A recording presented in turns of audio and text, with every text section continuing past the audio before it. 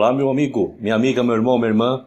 Vamos lá para o capítulo 11 do Evangelho de Lucas para continuar procurando. Nós estamos cavando aqui nos Evangelhos alguma referência, alguma autorização para que nós pudéssemos, ou a partir do Cristo, pudéssemos ficar colocando tijolo em cima de tijolo, argamassa, cimento, cal, pedra, cascalho, laje, e colocar uma placa na frente, igreja tal, e ficar ali dentro fazendo todas aquelas coisas, né? E por enquanto, ainda nada. Nós vamos ler hoje o capítulo 11 e 12 do Evangelho de Lucas para ver se a gente encontra. Lembrando que não é para tirar sua fé, não é para tirar de jeito nenhum. Aqui eu estou expondo somente a minha maneira de ler os Evangelhos. Nós vamos ler as cartas também para frente, tá? Para ver se depois os discípulos e apóstolos entenderam exatamente tudo aquilo que o Cristo vem pregando até agora. Tá certo? Vamos lá. Certo dia, Jesus estava orando em determinado lugar. Tendo terminado, um dos seus discípulos lhe disse: Senhor, ensina-nos a orar como João ensinou aos discípulos dele. E ele lhes disse: Quando vocês orarem, digam: Pai, santificado seja o teu nome, venha o teu reino. Dá-nos cada dia o nosso pão cotidiano. Perdoa-nos os nossos pecados, pois também perdoamos a todos os que nos devem. E não nos deixe cair em tentação. Então lhes disse: Suponham que um de vocês tenha um amigo e que recorra a ele à meia-noite e diga: Amigo, empresta-me 3 pães, porque um amigo meu chegou de viagem e não tenho nada para oferecer. E o que estiver dentro responda: Não me incomode. A porta está fechada e meus filhos estão deitados comigo. Não posso me levantar e lhe dar o que pede. Eu lhes digo, embora ele não se levante para dar-lhe o pão por ser seu amigo, por causa da importunação se levantará e lhe dará tudo o que precisar. Por isso lhes digo, peçam e lhes será dado, busquem e encontrarão, batam e a porta lhes será aberta. Pois todo o que pede recebe, o que busca encontra, e aquele que bate, a porta será aberta. Qual pai entre vocês, se o filho lhe pedir um peixe, em lugar disso lhe dará uma cobra? Ou se pedir um ovo, lhe dará um escorpião? Se vocês, apesar de serem maus, sabem dar boas coisas aos seus filhos, quanto mais o Pai, que está no céu, dará o Espírito Santo a quem o pedir. Deixa eu parar um minutinho aqui. Então, os discípulos, pediram para o Cristo ensinar eles a orarem. Veja que nessa oração não está, falando: Pai, ajude eu trabalhar para poder dar 10% para a minha igreja. Pai, me ajuda a trabalhar para eu poder ajudar na obra de construir o templo. Ele não está dizendo isso. Veja que a oração não é isso. A oração é pedir misericórdia ao Pai, como nós temos misericórdia do nosso semelhante. Aí ele vem com esse exemplo aí do amigo que vai lá e bate na porta para pedir alguma coisa, e o amigo diz que não. Veja, amor ao semelhante. Aí continua: olha, quem de vocês, sendo maus, vendo um filho pedir alguma coisa, faz uma coisa ruim? Não, faz uma coisa boa, que dirá o Criador que está no céu. Certo? É essa a lição aqui nessa oração. Vamos lá. Verso 14. Jesus estava expulsando um demônio que era mudo. Olha só, um demônio, irmãos. Um demônio que era mudo. Demônio mudo. Lá na minha série, explica direitinho tudo isso. Vamos lá. Quando o demônio saiu, o mudo falou. Ué, não era o demônio que era mudo? Agora o mudo falou. Quando que o mudo falou? Depois que o demônio saiu. Vamos lá. Quem era mudo na realidade? Era a pessoa. Tá certo? E a multidão ficou admirada. Mas alguns deles disseram: é por Beelzebu, o príncipe dos demônios, que ele expulsa demônios. Outros o punham à prova, pedindo-lhe um sinal do céu. Jesus, conhecendo os seus pensamentos, disse-lhes: todo reino dividido contra si mesmo será arruinado, e uma casa dividida contra si mesma cairá. Se Satanás está dividido contra si mesmo, como o seu reino pode subsistir? Digo isso porque vocês estão dizendo que expulso demônios por Beelzebu. Se eu expulso demônios por Beelzebu, por quem os expulsam os filhos de vocês? Por isso, eles mesmos estarão como juízes sobre vocês. Mas se é pelo dedo de Deus que eu expulso demônios, então chegou a vocês o reino de Deus. Veja que o Cristo em nenhum momento traz para si tudo aquilo que estava acontecendo, que as pessoas estavam vendo. Sempre era o Criador, através dele, fazendo as coisas. Quando um homem forte, bem armado, guarda sua casa, seus bens estão seguros. Mas quando alguém mais forte o ataca e vence, tira-lhe a armadura em que confiava e divide os despojos. Aquele que não está comigo é contra mim, e aquele que comigo não ajunta, espalha.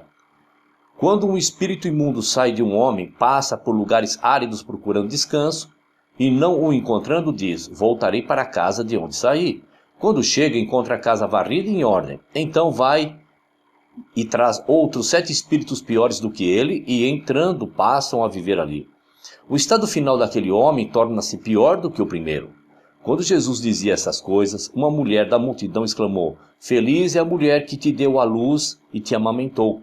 Ele respondeu, antes, felizes são aqueles que ouvem a palavra de Deus e lhe obedecem.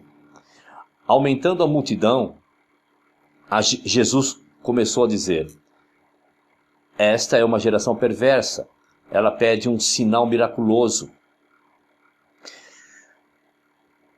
mas nenhum sinal lhe será dado, exceto o sinal de Jonas. Por isso, assim como Jonas foi um sinal para os ninivitas, o Filho do Homem também o será para essa geração.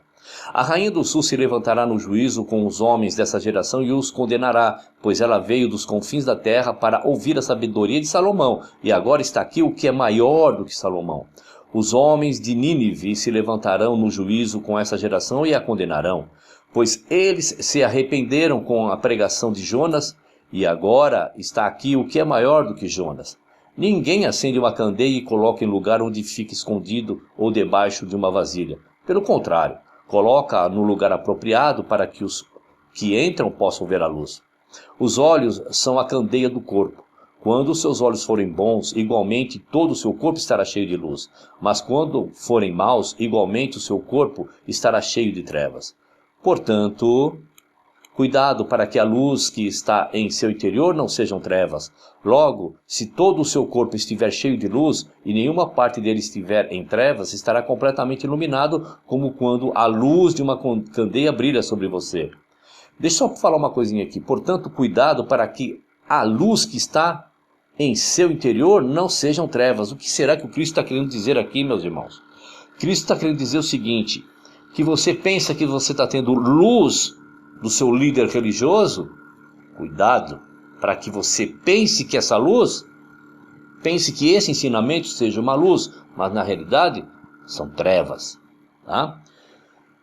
Tendo terminado de falar, um fariseu, olha eles chegando aí, um líder religioso, o convidou para comer com ele. Então Jesus foi e reclinou-se à mesa, mas o líder religioso, o fariseu, notando que Jesus não se lavara cerimonialmente antes da refeição, ficou surpreso.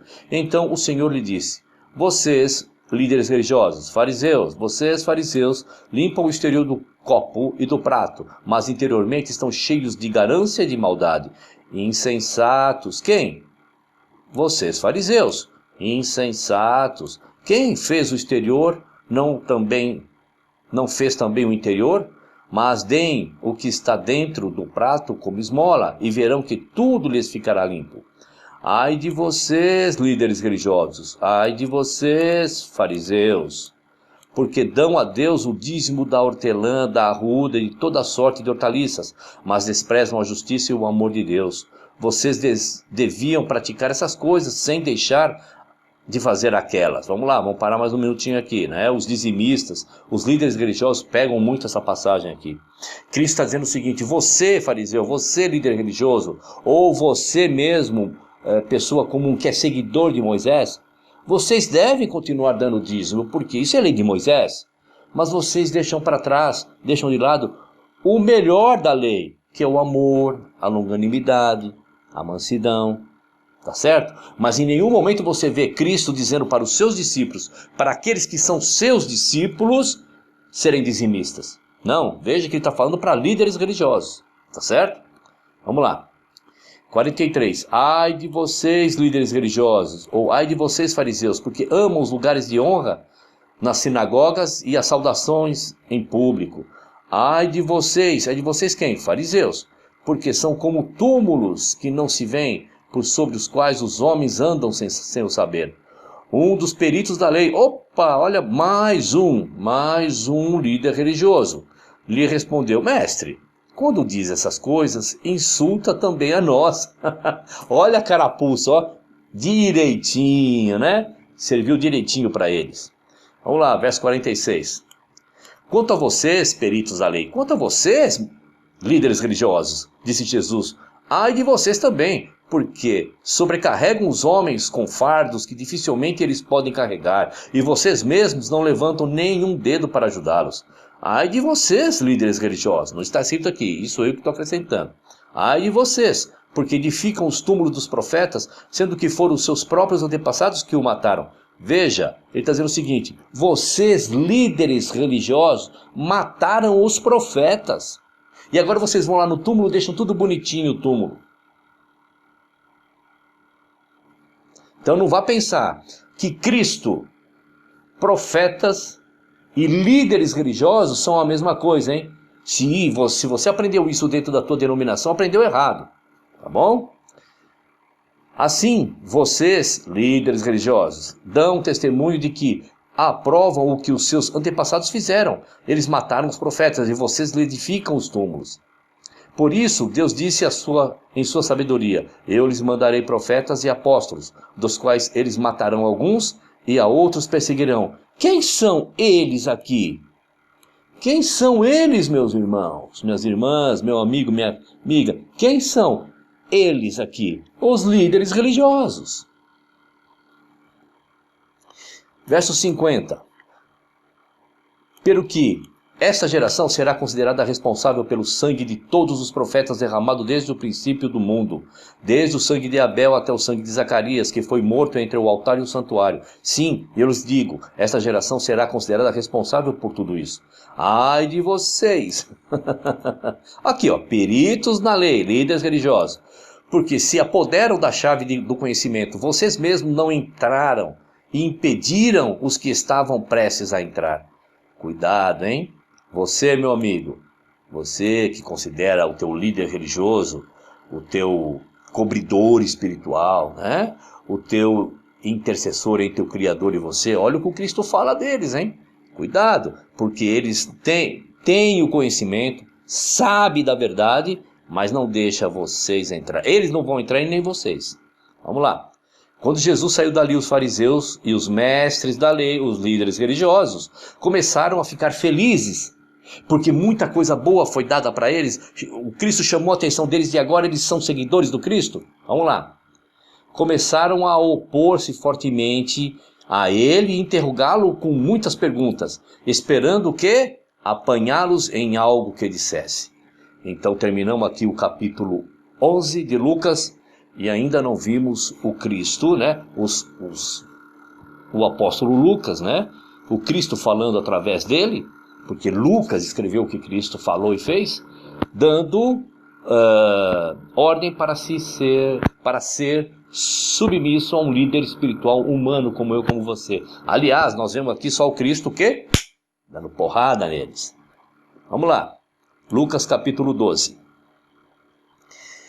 Nesse meio tempo, tendo se juntado uma multidão de milhares de pessoas, a ponto de se atropelarem umas às outras, Jesus começou a falar primeiramente aos seus discípulos, dizendo, tenham cuidado com o fermento dos líderes religiosos, dos fariseus, que é a hipocrisia. O que é hipocrisia? Eles falam para fazer uma coisa, mas eles mesmos não falam. Dizem que fazem, mas não fazem. Não há nada escondido que não venha a ser descoberto ou oculto que não venha a ser conhecido. O que vocês disseram nas trevas será ouvido na luz do dia. E o que vocês sussurraram aos ouvidos dentro de casa será proclamado dos telhados. Sabe o que ele está falando aqui? Desses líderes religiosos. O que eles faziam às escondidas vai ser falado para todo mundo saber. E eu vejo essa parábola, eu particularmente, isso é a minha maneira de ver, aqui. De uns 20 anos para cá, que tudo está sendo descoberto através da internet. Está sendo colocado para todo mundo ver. Vamos lá. Verso 4. Eu lhes digo, meus amigos, não tenham medo dos que matam o corpo e depois nada mais podem fazer, mas eu lhe mostrarei a quem vocês devem temer. Temam aquele que depois de matar o corpo tem poder para lançar no inferno. Poder para lançar no inferno. Sim, eu lhes digo, esse vocês devem temer. Você aprendeu com o seu líder religioso que o Cristo estava falando do diabo aqui, mas o diabo não tem poder para lançar ninguém no inferno. Quem é que tem poder para lançar alguém, ou a alma, ou seja lá o que for que você aprendeu no inferno? É o Criador. Então, o Cristo está falando para você o seguinte: não temam aquele que está mentindo para você, ou até mesmo o teu adversário, o teu acusador. Não tema esse. Tema quem? O Pai. Então faça as coisas certas, as coisas como deve fazer, como deve ser feita.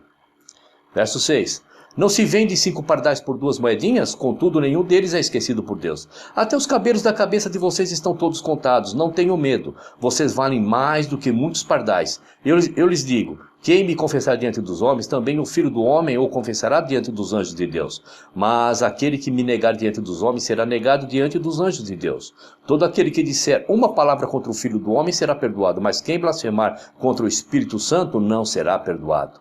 Mais uma vez aqui, na minha série sobre Trindade, dá um pulo no canal Trindade, ali está explicando direitinho o que é blasfemar contra o Espírito Santo, tá certo? Quando vocês forem levados às sinagogas e diante dos governantes e das autoridades, não se preocupem com a forma pela qual se defenderão ou como o que dirão, pois naquela hora o Espírito Santo lhes ensinará o que devem dizer. Alguém da multidão lhe disse: mestre, dize ao meu irmão que divida a herança comigo. Olha só, agora um homem para o mestre ali e fala: olha, mestre, chama a atenção dele, fala para ele dar metade da herança comigo. Olha a lição do Cristo. Respondeu Jesus: homem, quem me designou juiz ou árbitro entre vocês? Isso é um problema de vocês. Eu estou até agora falando como vocês devem ser e agora vocês estão com dúvida de como vocês devem proceder? Vamos lá. Então Jesus lhe disse: cuidado, fiquem de sobreaviso contra todo tipo de ganância. A vida de um homem não consiste na quantidade dos seus bens. Então lhes contou uma parábola. Agora o Cristo vem com uma história para uma lição. Irreal para uma lição. A terra do certo homem rico produziu muito bem. Ele pensou consigo mesmo: o que vou fazer? Não tenho onde armazenar minha colheita. Então disse: já sei o que vou fazer. Vou derrubar os meus celeiros e construir outros maiores, e ali guardarei toda a minha safra e todos os meus bens. E direi a mim mesmo: você tem grande quantidade de bens armazenados para muitos anos. Descanse, coma, beba e alegre-se. Contudo, Deus lhe disse: insensato, esta mesma noite a sua vida lhe será exigida. Então quem ficará com o que você preparou? Assim acontece com quem guarda para si riquezas, mas não é rico para com Deus. Mais um detalhe aqui, tá? O Criador em nenhum momento está dizendo que é pecado você ter dinheiro, que é errado você juntar dinheiro. O problema não é esse. O problema é você não guardar riquezas para com Deus. E o que é riqueza para com Deus? É você levar o dízimo na tua denominação? É levar a tua oferta na tua denominação? Não. Não é isso. É você repartir a quantidade de dinheiro que você está juntando com aquele que não tem. Pegue um pouco que você tem aí, de muito que você tem, e reparta com o teu semelhante. Vai lá, ajude, faça alguma coisa com ele para que ele possa sofrer um pouco menos nessa terra. É disso que o Cristo está falando. Porque assim, se eu tenho dinheiro e eu quero ajudar a Deus, cadê Deus? Cadê Deus? Deus é espírito, mas dinheiro é físico. Como é que eu ajudo Deus?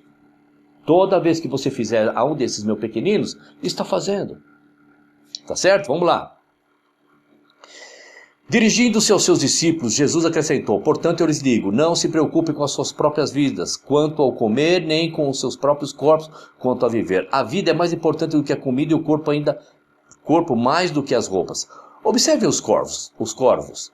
Não semeiam, nem colhem, não têm armazém, nem celeiros, contudo Deus os alimenta. E vocês têm muito mais valor do que as aves. Quem de vocês, por mais que se preocupe, pode acrescentar uma hora que seja a sua vida? Visto que vocês não podem sequer fazer uma coisa tão pequena, por que se preocupar com o restante? Deixa eu só parar um minuto aqui, tá bom? Aqui, o Cristo está falando para os seus discípulos, porque a transição da lei de Moisés para a graça, ou seja, a transição daquele que é discípulo de Moisés, tudo certinho, tudo bonitinho, não tem perseguição, não tem nada, passar para as doutrinas do Cristo, meu amigo, você vai ter que se preocupar muito pouco. Está falando para eles lá, na época deles. O Cristo falando, você vai ter que se preocupar pouco com roupa, com comida e tudo mais. Mas não se preocupe porque o Criador se cuida das avenzinhas que vale nada, imagina vocês. Por quê? Porque ele sabia que iria ter problemas, perseguição, morte, cadeia. Está entendendo? Então Cristo já está preparando o coração desses homens. Vamos lá. Observem como crescem os lírios. Eles não trabalham, nem tecem. Contudo, eu lhes digo que nem Salomão, em todo o seu esplendor, vestiu-se como um deles. Se Deus veste assim a erva do campo, que hoje existe e amanhã é lançada ao fogo, quanto mais vestirá vocês, homens de pequena fé. Não busquem ansiosamente o que hão de comer ou beber, não se preocupe com isso, pois o mundo pagão é que corre atrás dessas coisas, mas o Pai sabe que vocês precisam delas. Busquem, pois, primeiro o reino de Deus, e essas coisas lhes serão acrescentadas. Detalhe aqui que você aprende nas suas denominações. Para você primeiro buscar o reino de Deus. O reino de Deus aqui, nas denominações que existem aí, são os templos. Certo? E todas essas coisas lhes serão acrescentadas. O que são essas coisas que o Cristo está falando? É roupa e comida, nada mais que isso. Tá certo? É disso que o Cristo está falando. Ele não está falando de apartamento, de carro, de mansão, de empresa. Tá certo? Não está falando de cura de doença, não está falando nada disso. Mas o seu líder religioso leva a sua mente a pensar que ele está falando de todas essas coisas que tem por aí. Tá certo? Primeiro, porque o Cristo está se dirigindo àquelas pessoas que iriam sofrer, iriam ser perseguidas, então tinha que já preparar o coração e a mente que eles iam passar fome e frio.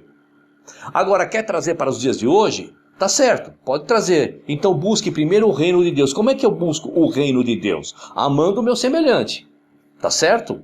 E essas coisas lhe serão acrescentadas. Que coisas? Comida e bebida. Vamos lá, vamos continuar.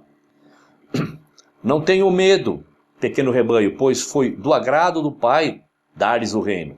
Vendam o que tem e deem esmolas. Façam para vocês bolsas que não se gastem com o tempo. Um tesouro no céu que não se acabe, onde ladrão algum chega perto e nenhuma traça destrói. Pois onde estiver o seu tesouro, ali também estará o seu coração. Estejam prontos para servir e conservem acesas suas candeias, como aqueles que esperam seu senhor voltar de um banquete de casamento, para que, quando ele chegar e bater, possam abrir a porta imediatamente. Felizes os servos cujo senhor os encontrar vigiando quando voltar. Eu lhes afirmo que aquele que ele se vestirá para servir, fará que se reclinem à mesa e virá servi-los. Mesmo que ele chegue de noite ou de madrugada, felizes os servos que o senhor encontrar preparados. Entendam, porém, isto: se o dono da casa soubesse a que hora viria o ladrão, não permitiria que a sua casa fosse arrombada. Estejam também vocês preparados, porque o Filho do Homem virá numa hora em que não o esperam. Pedro perguntou: Senhor, estás contando esta parábola para nós ou para os outros, ou para todos? O Senhor respondeu: quem é, pois, o administrador fiel e sensato, a quem seu senhor encarrega dos seus servos, para lhes dar sua porção de alimento no tempo devido? Feliz o servo a quem o seu senhor encontrar fazendo assim quando voltar. Garanto-lhes que ele o encarregará de todos os seus bens. Mas suponham que esse servo diga a si mesmo: meu senhor se demora a voltar, e então comece a bater nos servos e nas servas, e a comer, a beber e embriagar-se. O senhor daquele servo virá num dia em que ele não espera e numa hora em que não sabe, e punirá severamente e lhe dará um lugar com os infiéis. Aquele servo que conhece a vontade de seu senhor e não prepara o que ele deseja, nem o realiza, receberá muitos açoites. Mas aquele que não a conhece e pratica coisas merecedoras de castigo, receberá poucos açoites. A quem muito foi dado, muito será exigido. A quem muito foi confiado, muito será pedido. Deixa eu parar um minuto aqui para falar o seguinte. O Cristo está dizendo o seguinte aqui, ó. Aquelas pessoas que estão fazendo errado, sem saber que está fazendo errado, pouco vai ser cobrado. Ainda bem por isso. Ainda bem que o Criador não vai usar a mesma régua para medir todos. Ele vai medir você através do seu conhecimento, a sua educação, como você foi criado, que ensinamento você teve dos seus pais, que ensinamento você obteve do mundo, para depois julgá-lo. Tá certo? Mas detalhe, quanto mais você está conhecendo as coisas do Criador, aí mais vai ser cobrado de você. Tá certo? Vamos lá, vamos continuar. Vim trazer fogo à terra, e como gostaria que já estivesse aceso, mas tenho que passar por um batismo, e como estou angustiado até que ele se realize. Vocês pensam que vim trazer a paz à terra? Não, eu lhes digo. Pelo contrário, vim trazer divisão. De agora em diante, haverá 5 numa família divididos, 1 contra os outros, 3 contra 2 e 2 contra 3. Estarão divididos pai contra filho e filho contra pai, mãe contra filho e filha contra mãe, sogra contra nora e nora contra sogra.